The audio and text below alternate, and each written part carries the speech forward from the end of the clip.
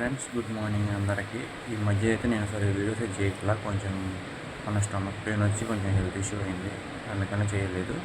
మధ్య గ్యాప్ అయితే ఇచ్చుకుంటూ వచ్చాను. సరే, మెయిన్ టాపిక్కి వెళ్ళిపోతే రోజు నేను ఐపీఎల్ గురించి లేదంటే రోజు స్పెషాలిటీస్ గురించి మాత్రమే లేదు చేసేవాడిని. లేదా ముందు ఇన్ని తెలుసా, పేరు గొప్ప తిప్ప కావచ్చు, కొంచెం మీది ఆన్సర్ నాది కావచ్చు, ఇలాంటివి చేసేవాడిని. కాకపోతే ఈరోజు ఒక జనరల్ టాపిక్, అంటే కంట్రీ మీద జరుగుతున్న జనరల్ టాపిక్ గురించి మీతో డిస్కస్ చేయడానికి వచ్చేసాను. అదేంటంటే పెరుగుతున్న ధరలు. నిజమే, మీరేంటంటే పెరుగుతున్న ధరలో మనకి రూపీ రేటు కూడా పెరుగుతుంది. రూపీ రేటు పెరిగిపోతే ధరలు కూడా పెరుగుతాయి అన్నమాట. కరెన్సీ వాల్యూ పెరిగిపోతే ధరలు కూడా పెరుగుతాయి. మీరు గమనించినట్టయితే లాస్ట్ 12 ఇయర్స్ నుంచి మన ఇండియాలో అయితే చాలా పెరిగింది ధరలు. ఇంతకుముందు 12 years back and 12 years after అని తీసుకోవాలి. నేను ఏ పార్టీని ఇన్సల్ట్ చేయట్లేదు, అండ్ ఏ పార్టీకి ఆపోజిట్గా మాట్లాడతలేదు, అండ్ ఏ పార్టీకి సపోర్ట్గా మాట్లాడతలేదు. అండ్ ఇండియాలో ఉన్న ప్రజెంట్ సిచ్యువేషన్ చెప్తున్నాను.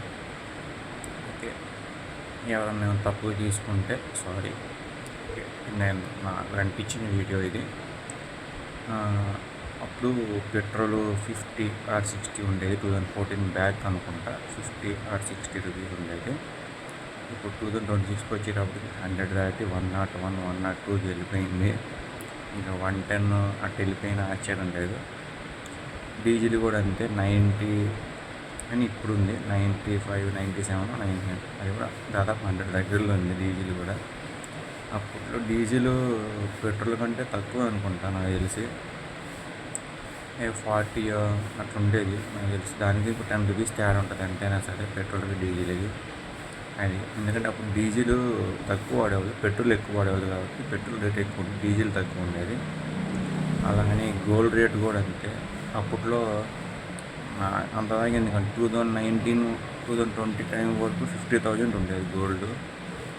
మొన్న దాదాపు 1,60,000, 1,70,000 కూడా వెళ్ళింది. 10 grams 24 క్యారెట్స్ నేను చెప్పింది. 22 క్యారెట్స్ గురించి కాదు. 22 క్యారెట్స్కి మళ్ళీ దానికి ఒక 20,000-30,000 గ్యాప్ అయితే ఉంటుంది. 10 grams, ఓన్లీ 10 grams. 10 grams గోల్డే 1,60,000, 50,000, 70,000 ఉంటే ఇంకా అర కేజీలు కేజీలు కొనేవాళ్ళ పరిస్థితి అంటే ఇంకా మీరు అర్థం చేసుకోండి ఎన్ని లక్షలు ఉంటుందో. అదనమాట. కోట్లు కూడా ఉండొచ్చు. అది కోటీస్ వాళ్ళకి అయితే కనిపించదు, కానీ మన మిడిల్ క్లాస్ వాళ్ళకి అయితే కనిపిస్తుంది అనమాట.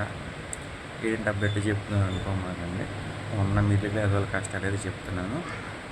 అండ్ ఇది ఒక జనరల్ టాపిక్ కానీ తీసుకోండి, ఎవరిని ఇన్సల్ట్ చేసినట్టయితే కాదు. నేను ప్రస్తుతం గమనిస్తున్న విషయాలు చెప్పాను. అండ్ పెరిగినాయి ఏంటారు బాబు మన టెక్నాలజీలో అంటే, ఈ ఫోన్ల వాడకం, ఆన్లైన్ డెలివరీస్, అండ్ మనము ర్యాపిడోస్, ఇవన్నీ పెరిగినాయి. నేను వీటిలన్నీ యూజ్ చేస్తే నేను కాదంటలేదు. వాటితో పాటు ఇట్లాంటి ధరలు కూడా పెరిగినాయి. మన అత్యవసర సరుకులు అవన్నీ పెరిగినాయి, ఎంఆర్పి రేట్స్ పెరిగినాయి, అన్నీ పెరుగుతూ ఉన్నాయి. వీటన్నిటిని కంట్రోల్ చేయాలి.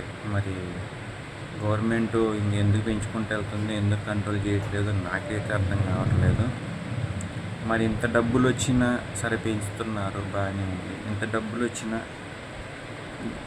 జనాలకి ఇవ్వాల్సిన సౌకర్యాలు ఎందుకు ఇవ్వట్లేదు నాకైతే అర్థం కావట్లేదు. మీకు ఒకవేళ అర్థమైతే ఖచ్చితంగా కామెంట్ చేయడం మాత్రం మర్చిపోమాకండి. ఇది మన కంట్రీ గవర్నమెంట్ ఫెయిల్యూరా ఆర్ ఇట్స్ ఏ పాజిటివా? లేదంటే ఇప్పుడు ఒకటి ఉంటుందండి వైద్య శాస్త్రంలో, అదేంటంటే మనకేమన్నా నొప్పి వచ్చిందనుకోండి, లేదంటే మనకు కొంత తొడుకు వచ్చిందనుకోండి, అది తగ్గే ముందు పెరిగి తగ్గుతుంది అన్నమాట. అది దాని క్వాలిటీ. అది నేను కూడా ఎక్స్పీరియన్స్ చేశాను. ఇప్పుడు మనకేమన్నా, ఇప్పుడు నాకు స్టమక్ పెయిన్ వచ్చిందండి మొన్న, సడన్గా పెరిగి తగ్గిపోయింది. అట్లా ఏదన్నా పెరిగేది ఉంటే తగ్గుతుంది అనమాట, పెరిగేసి తగ్గిపోయింది. అట్లా వీళ్ళు ఏమన్నా పెంచి డైరెక్ట్ సడన్గా తగ్గిద్దాం అనుకుంటున్నారా? గ్యాస్ సిలిండర్లు కావచ్చు, పెట్రోల్ కావచ్చు, ఇవన్నీ అనుకుంటున్నారా? లేదంటే గోల్డ్ కావచ్చు, నిత్యావసర సరుకులు కావచ్చు, ఇలాంటివి అనుకుంటున్నారా? మనకి ఫోన్ లేకపోతే బతకగలం, తిండి లేకపోతే బతకలేము. మనం ఇంకోటి ఏదన్నా లేకపోతే బతకగలం. కానీ మనం రోజు వాటి నిత్యావసర సరుకులు లేకపోతే బతకం. టెక్నాలజీ ఎంతవరకు మనిషికి కొంతవరకే, కానీ మిగతావి నిత్యావసర సరుకులు, గోల్డ్ ఇవన్నీ రొటీన్. సో ఇక నుంచైనా మరి ఎందుకు ఇలా పెరుగుతుందో, ఫ్యూచర్లో ఏమైనా తగ్గే అవకాశం ఉందా, పెరుగుతుందా, ఖచ్చితంగా కామెంట్ చేయండి. దాంతో ఎండ కూడా చంపుతుంది. ఈ సమ్మర్ ఫుల్ హీట్. పోయిన సమ్మర్ కంటే ఈ సమ్మర్కి ఎక్కువ ఉంది. ఆ వడదెబ్బ తగిలే నేను 2 రోజులు కోరుకోలేకపోయాను. మరి ఎంతమంది బాధితులు ఉన్నారో కొంచెం అది కూడా కామెంట్ చేయండి ఎండ దెబ్బకి. సో ఇదన్నమాట. ఇంత నుంచి ఎక్కువ లాంగ్ చేసిన యూజ్ వచ్చినా రాకపోయినా నా వీడియో నేను చేయాలనుకుని చేసేసాను. సో ఎవరన్నా ఇబ్బందిగా ఫీల్ అవుతే sorry. It's my inner feeling only. Thank you so much.